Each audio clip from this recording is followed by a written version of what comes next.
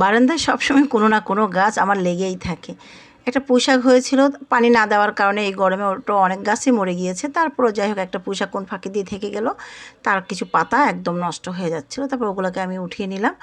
উঠিয়ে নিয়ে অল্প কয়েকটা পেয়েছি, তো তার মধ্যেই চিন্তা করলাম কি করা যায়। শাক খেতে ইচ্ছে করতেছে, কিন্তু শাক তো আনার লোক নেই।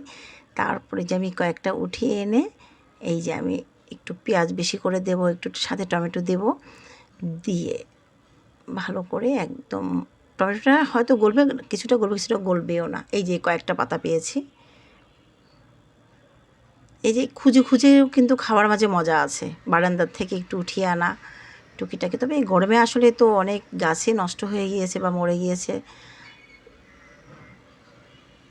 তারপরে পাতাগুলোকে আমি একটু কুচি করে কেটে টমেটো যে মশলাটা কষালাম তার মধ্যে দিয়ে দিলাম।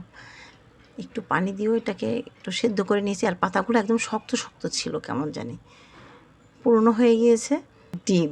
একটা ডিম দিয়ে দিলাম। আর ডিম দিয়ে আজকে আমি এই শাকটা ভাজবো। এরকম মানে অল্প স্বল্প যে কোনো খাবার কিন্তু খেতে এত ভালো লাগে।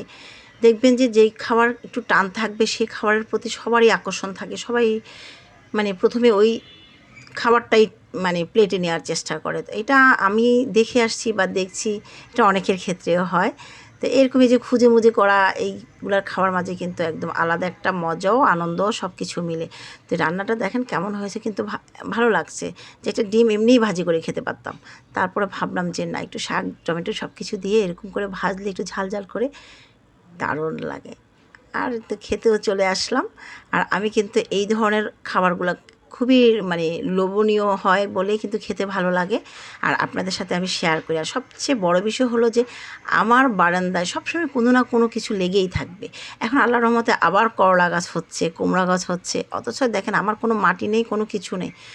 হঠাৎ একদিন হয়তো আমি কিছুটা সবজির এই যে খোসা টোসা এটা পড়ে থাকে সেইগুলো দেই। সেভাবে কোনো যত্নও নেই না। তো আর নিলে দেখা যাচ্ছে যে আমি এদিকে সময় দিলে আমার অন্যদিকে সময়গুলো আর দিতে পারি না। তো সেই হিসাবে আসলে দেওয়া হয় না। আর দেখেন আমি কিন্তু খেতে খেতেই অনেক মজাও করছি। আর আলু ভর্তা ছিল সাথে। এই তো আজকে খুবই খুবই একদম হালকা খাবার, অনেক মজা লেগেছে। আপনারা এভাবে খাবেন।